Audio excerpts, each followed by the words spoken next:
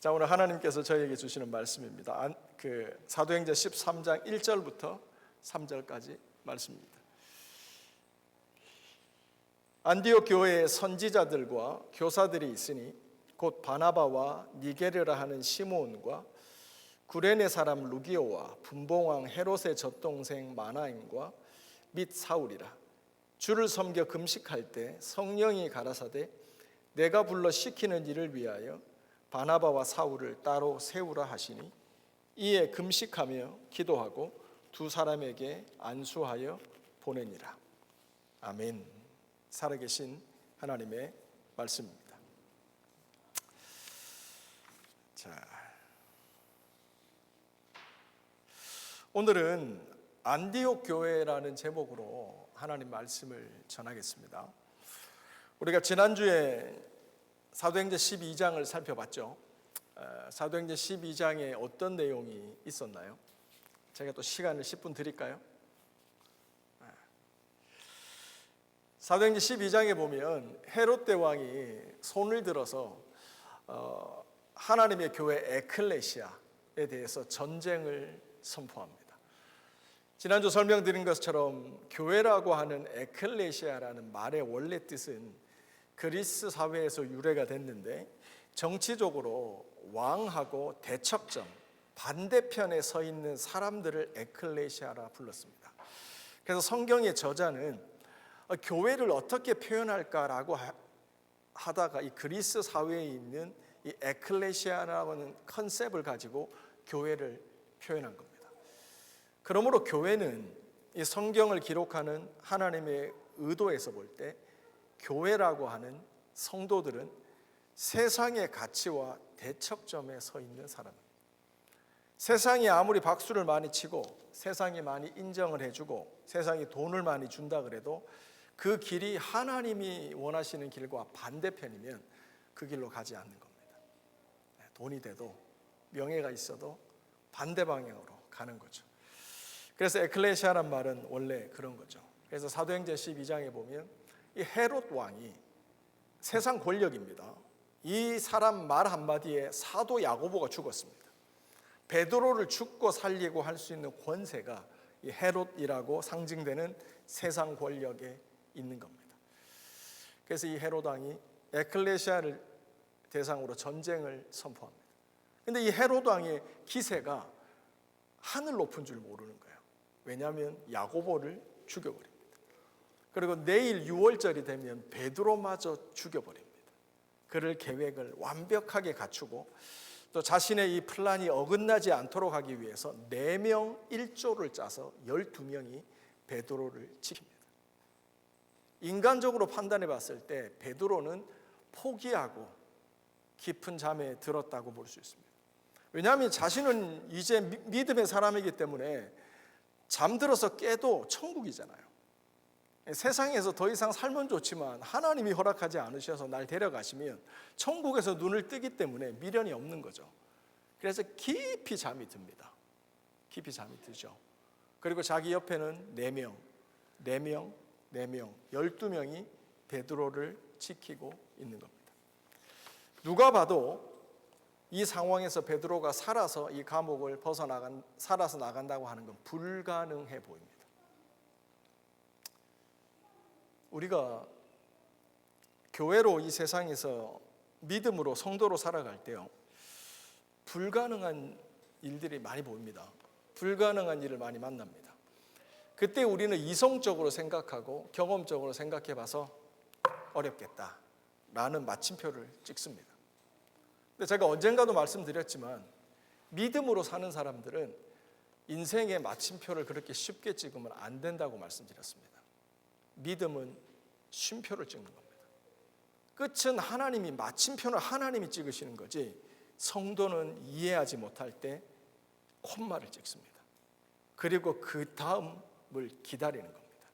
왜냐하면 시작과 끝은 하나님께 있는 거기 때문이죠. 아멘이세요? 네. 그래서 이제 죽는 게 뻔한데 성경에 보면 사도행전 12장에 보면 하나님께서 기적과 같은 방법으로 베드로를 살려내시잖아요. 이거는 과학적으로 설명이 안 돼요. 그렇죠? 논리적으로도 설명이 안 되는 거예요. 근데 성경은 픽션이 아니잖아요. 가짜 스토리가 아니잖아요. 성경이 우리에게 분명히 알려주는 메시지는 뭐냐면 헤롯의 권세가 아무리 하늘을 찌를 듯이 높아도 결론은 뭐냐면 하나님과 대척점에 서서 살아가는 세상 권력은 결국은 finally 하나님의 교회는, 하나님의 백성들은 승리한다는 겁니다. 가희 집사는 혼자 믿으시네. 하나님의 교회는 결국은 승리한다는 거예요. 그래서 과정이 어렵든 힘들어서 마침표 찍고 싶든 그거는 우리의 몫이 아니라 하나님의 몫이라는 거죠. 근데 지난주도 말씀드렸지만 이 모든 교회가, 예루살렘 교회가 겪어나가는 어려움, 사도행전 12장에 기록되어 있는 이 어려움을 시작부터 끝까지 누가 쭉 보고 있죠? 바나바와 사울이 보고 있어요. 안디옥 교회에 얘들이 있었는데 예루살렘 교회가 어려워진다는 소식을 듣고 헌금을 들고 예루살렘 교회를 도우러 왔다가 사도행전 12장이 시작되는 거죠. 그래서 헤롯이 손 들 때부터 시작해서 헤롯이 죽을 때까지 이 모든 것을 보고 듣습니다. 바울과 바나바가 마치 앞으로 사도행전 13장부터 시작될 바울과 바나바의 삶의 예고편, 그들이 앞으로 겪게 될 선교적 삶이 얼마나 터프하고 러프하고, 하지만 결국은 하나님이 보호하시고 지키시고 인도하셔서 하나님의 빅픽처, 땅끝 선교가 완성될 것을 하나님은 이들에게 예고편처럼 보여주신 겁니다. 인생이 다 알면 재미가 없죠. 하지만 너무 모르면 두렵잖아요. 그렇죠, 제작 집사님? 걱정도 많고. 근데 예고편이라는 건요, 이런 우리들의 연약함을 아시는 하나님께서 A 집사님의 삶을, B 집사님의 삶을, A라는 교회, 예루살렘 교회에 일어나는 일을 시작부터 끝까지 목도하게 하심으로 앞으로 내 삶에도 비슷한 일들이 일어날 것을 예고해 주시는 예고편을 이 바나바와 사울에게 보여주셨던 것처럼 우리에게도 보여주신다 이 말이에요. 그래서 하나님 우리에게 말씀하시는 거죠. 놀라지 마라, 두려워하지 마라, 내가 너희와 세상 끝날까지 함께 하신다 이 말입니다. 아멘이시죠? 소라 걱정하지 마, 염려하지 마. 목사님 저 염려 없는데요. 지금은 없지, 나중에 커봐. 걱정이 많아요. 우리 사랑하는 집사님들 염려 걱정 다 맡기고 주님의 예고편을 생각하세요. 끝을 생각하세요. 끝을 생각하세요. 그래서 이렇게 결국 세상 권력과 에클레시아의 한판 승부는 결국 하나님의 승리로 끝이 납니다. 그러면서 이 사도행전 12장은 우리에게 메시지를 하나 던지죠. 그게 뭐냐면 어느 편에 설 거냐 선택하라는 거. 눈에 보이고 사람들이 인정해주는 그 편에 설 거냐, 세상의 편에 설 거냐, 아니면 하나님 편에 설 거냐라고 하는 겁니다. 자, 슬라이드, 그 다음 슬라이드 보여주실래요?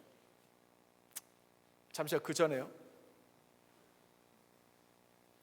전, 앞에 거, 뒤 하나씩 넘겨주십시오. 앞에? 그렇죠. 감사합니다. 저기 십자가 들고 있는 사람이 헤롯이에요.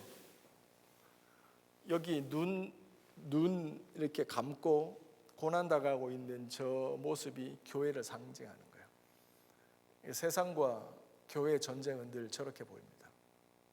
누가 이길 것 같으세요? 당연히 헤롯이 이길 것 같잖아요. 근데 결국 눈 앞을 가리고 한 치 앞도 모르고 살아가는 하나님의 에클레시아 교회가 이긴다는 거예요. 이게 믿음인 거예요. 그 다음 슬라이드. 우리가 지금 그 공동체 성경 읽기 하고 있죠.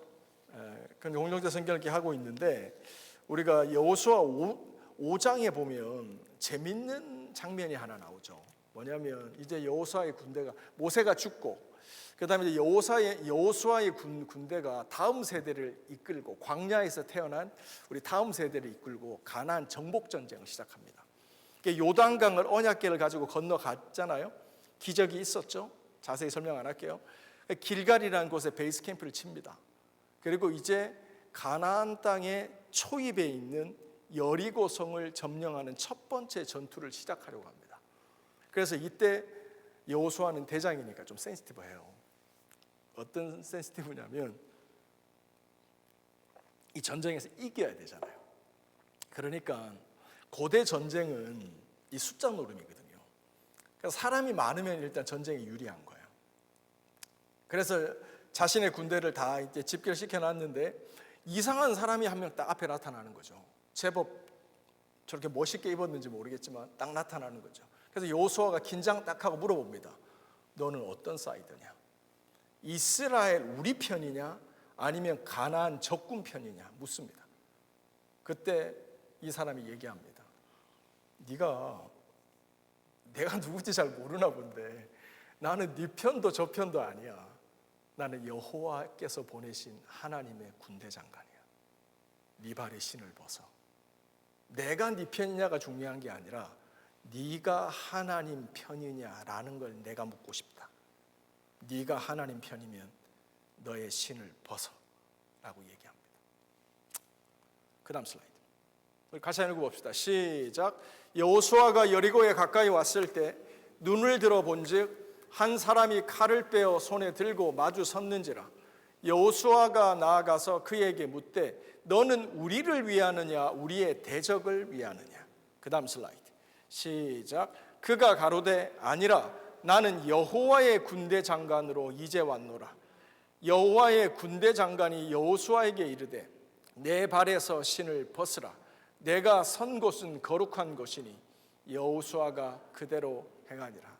아멘. 사랑하는 성도 여러분, 제가 설교 초입에도 말씀드렸지만 에클레시아는 세상과 대척점에 섭니다. 반대편에 서는 겁니다. 근데 한 가지 주의하실 게 뭐냐면 세상의 반대편에 서는 것은 결과지 목적이 아닙니다. 우리 중고등부 애들에게 어렵다. 우리가 세상의 반대편에 세상과 대척점에 서는 것은 우리의 목적이 아닙니다. 결과입니다. 하나님의 가치와 하나님의 말씀을 따라 살아가다 보니 하나님의 가치와 공존할 수 없는 반대 방향일 수 없는 그 길을 걸어가고 있다는 겁니다. 그래서 하나님 편으로 살아가다 보면 세상과 결과적으로 반대편에 있는 거지 반대를 위한 반대가 아니라는 겁니다. 우리가 하나님의 일을 할 때요, 연합을 할 때요, 하나님의 군대가 적군과 싸우는 게 아니라 아군끼리 우리끼리 싸우기 쉬운데 그때 주의해야 될 건 뭐냐면 내가 맞느냐 네가 맞느냐가 아닙니다. 이것이 하나님의 뜻이냐는 것. 반대를 위한 반대가 너무 많습니다. 국회에 넘치고요, 회사에 넘치고요, 심지어 교회에도 넘칩니다. 뭐죠? 내 뜻과 다르다는 거예요. 내 사이드가 아니라는 거예요. 이런 생각은 정말 위험합니다. 오늘 하나님의 군대의 사자가 네가 누구 편이냐 묻는 여호수아에게 말합니다. 나는 하나님께로부터 온 군대 장관이다. 내 신발을 벗어라. 신발은 뭘 의미하죠? 나의 입장입니다. 나의 생각입니다. 나의 경험입니다. 내가 붙들고 살아온 인생의 결론입니다. 그거 중요하죠. 근데 하나님 앞에서는 내려놓을 수 있어야 된다, 이 말이죠. 자, 이렇게 해서 여호수아가 시작한 가나안 정복 전쟁은 신발을 벗음으로 해서 이제 구도가 완전히 바뀝니다. 어떻게 바뀌었죠, 제작 집사님? 이스라엘과 가나안의 전쟁 구도에서 하나님과 가나안의 전쟁 구도로 바뀝니다. 그래서 이거를 여호와의 전쟁이라고 합니다. 내가 싸우면 나와 그가 싸우는 전쟁인데 내가 하나님의 편에 서면 그때부터는 여호와의 전쟁이 되는 겁니다. 사도 바울은 로마서 8장인가요? 거기서 이렇게 얘기하죠. 하나님이 우리를 위하시면 누가 우리를 대적하랴. 사도 바울도 아는 거예요. 믿음을 가지고 좀 살아본 사람은 아는 거예요. 이렇게도 사도 바울이 얼마나 똑똑해요. 그렇죠? 근데 그도 이것저것 해볼 거 자기 소신대로 열심히 살았잖아요. 근데 나중에 예수 만나고 깨달아 보니까 뭐예요? 반대 방향으로 산 거예요. 하나님을, 교회를, 예수를 핍박하는 삶을 산 거예요. 정확히 180도로 살려왔다는 거예요. 그걸 예수 만나고 나니까 진리 앞에서 깨닫는 거예요. 그리고 그때부터 그가 조심해 가기 시작합니다. 내 편이 중요한 게 아니라, 내 뜻에 누가 맞추는 게 중요한 게 아니라 하나님이 나를 위하시면 내가 하나님의 편인 게 중요하다는 걸 깨닫게 되는 거죠. 그래서 이때부터 하나님의 전쟁이 시작되고, 동화와 같이 소설처럼 가나안 정복 전쟁은 물 흐르듯이 진행이 됩니다. 그래서 1차 정복 전쟁이 끝나죠. 그렇죠? 그러면서 이제 남은 전쟁이 이제 시작을 하게 되는데, 오늘 저희가 살펴보는 이 안디옥 교회는 이러한 맥락에서 좀 볼 필요가 있습니다. 안디옥 교회가 어떤 교회였느냐라고 자녀들에게 가르쳐 주십시오. 첫 번째, 하나님의 편에 섰던 교회입니다. 왜냐하면 첫 번째, 그들은 예고편을 보고 왔습니다. 아무리 세상 권력이, 어려움이 하늘을 찌른다 그래도 하나님께서 결국은 이기게 하신다. 인내로서 참고 이 시간을 통과하는 믿음의 인내의 경주의 문제지 승패는 정해져 있다. 중요한 건 하나님의 전쟁이냐 나의 전쟁이냐가 중요한 거지, 하나님의 전쟁으로 구도가 바뀌면 그때부터는 인내 싸움이다. 하나님이 인내할 힘도 주신다 라고 하는 것을 깨닫게 되는 거죠. 그래서 안디옥 교회는 철저하게 하나님 편에 섰던 교회고요. 그래서 그 안디옥 교회의 특징을 한 두 가지만 간단하게 살펴볼게요. 그 다음 슬라이드입니다. 드렸죠?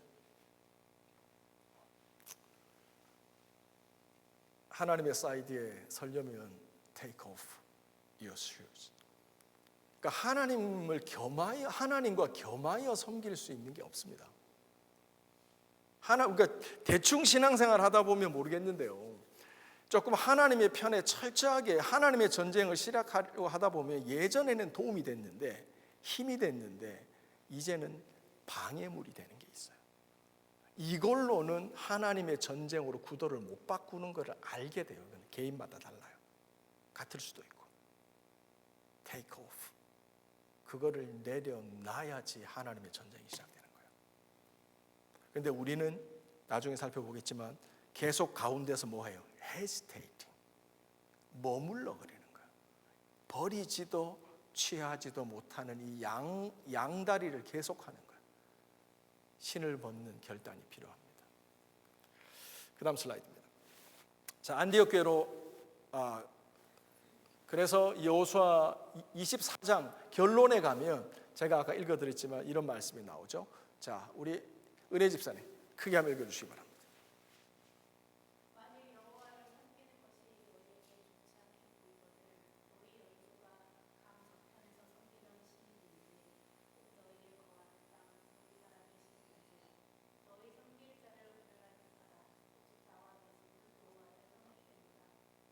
아멘. 자, 우리 예인이 영어로 한번 크게 읽어주십시오.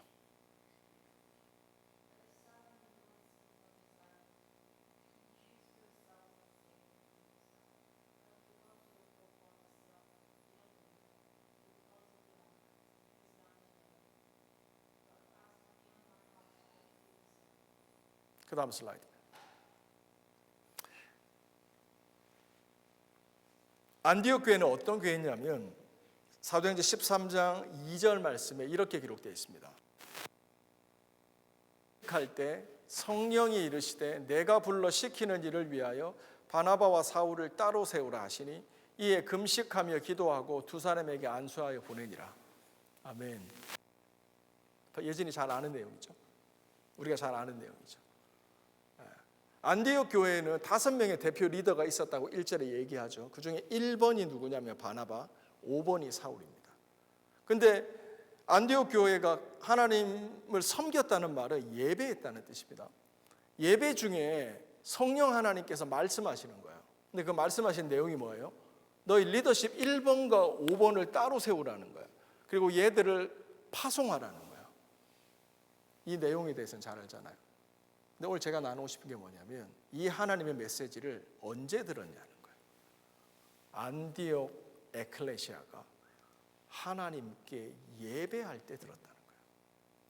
안디옥 교회는 어떤 교회냐면 예배 중에 하나님이 공동체에게 원하시는 것을 정확히 듣고 이해하는 영적 예배를 드렸던 교회라는 거예요.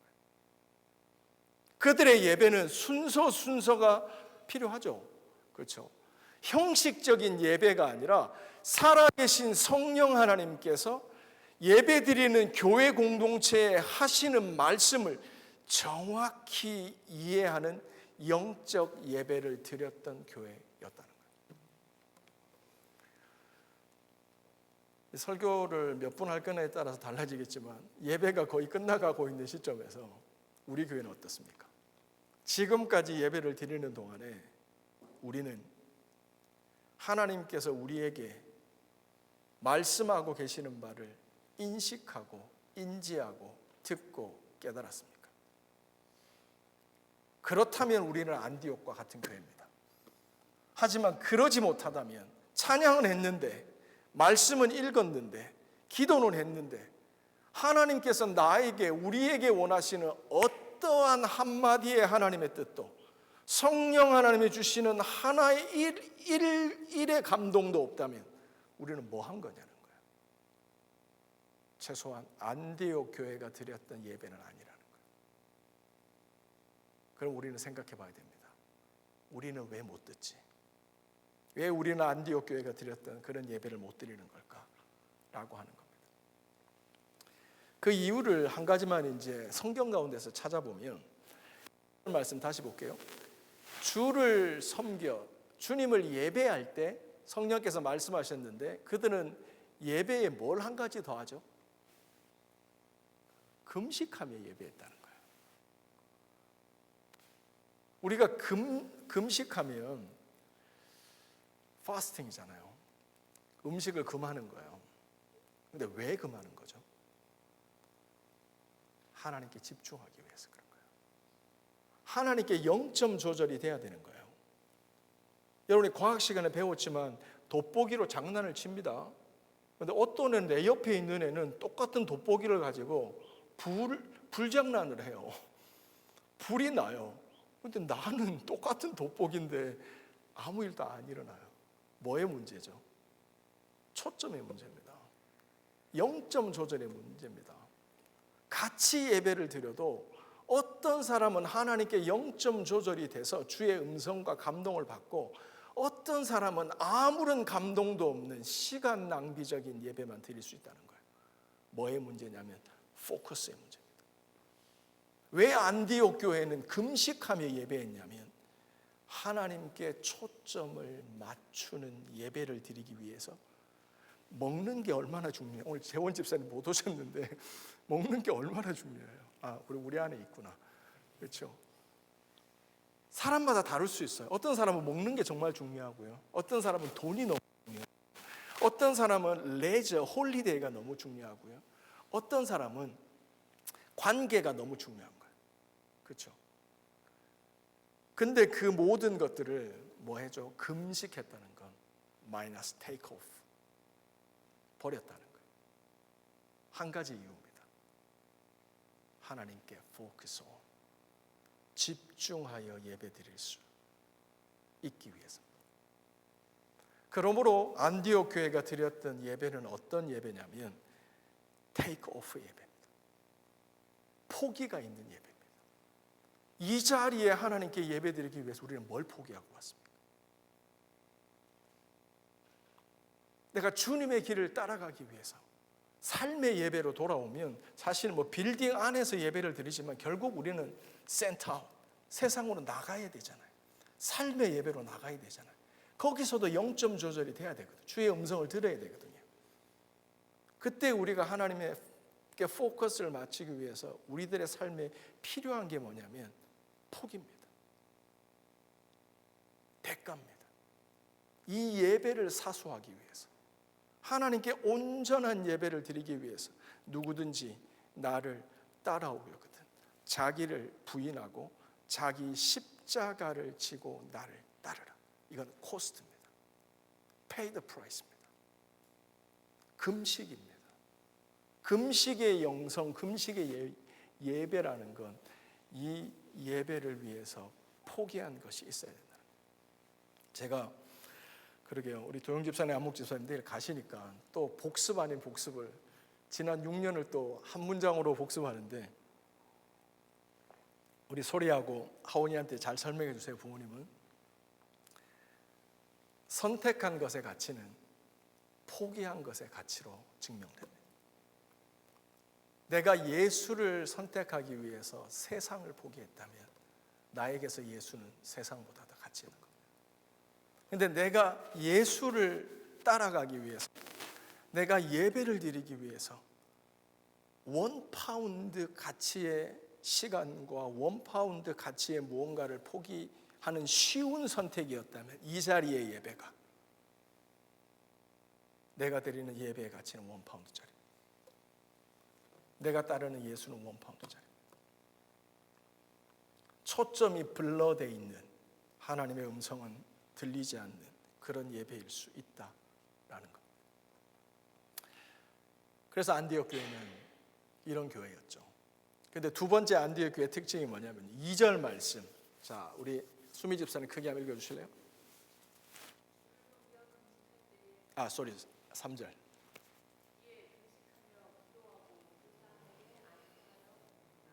아멘. 한글 성경은 잘 못 잡아냅니다. 영어 성경 잘 보세요.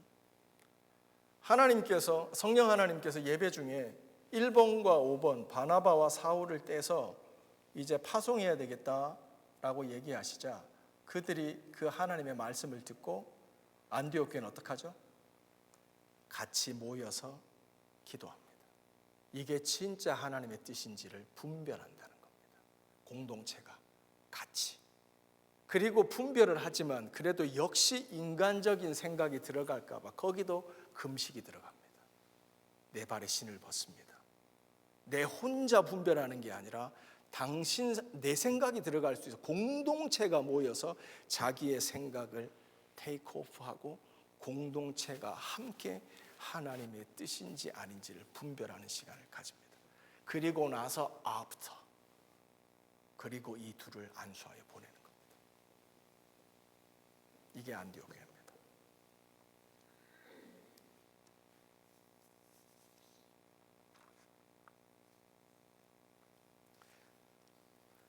여러분이 아시는 것처럼 사도행전 12장까지는 사도행전에서 얘기하는 하나님의 성교가 예루살렘 교회라고 하는 4번의 부흥을 경험해서 승승장구하던 예루살렘 교회를 하나님이 디딤발로 삼으시고 부흥과 성교를 열어가십니다. 근데 사도행전 13장으로 바꾸면서 하나님의 디딤발이 바뀝니다. 어디로 바뀌죠? 예루살렘 교회에서 안디옥 교회로 중심축이 바뀝니다. 하나님이 디딤발을 바꾸셨던 그 안디옥 교회가 어떤 교회였느냐? 예배 중에 성령 하나님께서 말씀하시는 것을 듣는 영적인 예배를 드리는 교회였다는 겁니다. 그리고 그 영적인 예배를 드리기 위하여 그들은 포기가 있었던 예배, 신앙생활을 했다는 겁니다. 그리고 하나님의 음성이 들려졌을 때 그들은 함께 하나님의 음성을 분별하기 위해서 함께 기도하고 함께 금식하면서 하나님의 뜻을 분별했습니다. 그리고 그들은 주저없이 바나바와 사울을 파송합니다. 이제 말씀을 마치겠습니다. 조금 어려울 수 있는데 결론으로 말씀을 드릴게요. 1절 말씀 우리 김도영 집사님 한번 읽어주실래요?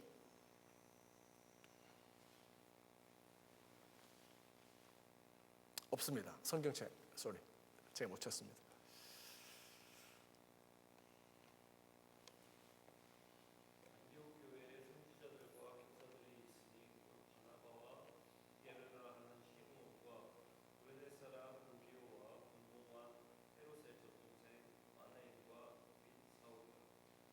아멘. 이 한 절의 구절을요, 여러분이 어떤 관점으로 말씀을 딱 보시냐면, 여러분 수학에 변수가 있고 상수가 있습니다. 그렇죠? 변수는 변하는 겁니다. variable입니다. 그런데 상수가 constant가 있습니다. 이건 변하지 않습니다. 안디옥 교회에 변수와 상수가 있습니다. 5명의 교회 리더가 소개되죠. 안디옥 교회 에클레시아에 리더들이 있었는데 그 5명을 얘기합니다. 그들이 하나님의 관점에서 변수입니까? 상수입니까? 변수입니다. 하나님의 에클레시아는 5명 중에 2명이 빠진다고, 5명 중에 3명이 빠진다고, 아니면 5명이 다 바뀐다고 에클레시아가 바뀌지 않습니다. 왜냐하면 2절에 나와 있는 성령 하나님이 상수이기 때문에, 그분이 변함없이 교회에서 전쟁을 지휘해 가신다, 이 말입니다. 여러분의 개인의 삶에, 우리 교회에 뭐가 상수고 뭐가 변수입니까? 성령 하나님께서 상수라고 한다면 그 변함없으신 하나님께서 책임을 지신다는 거예요. 내 삶을, 우리들의 삶을.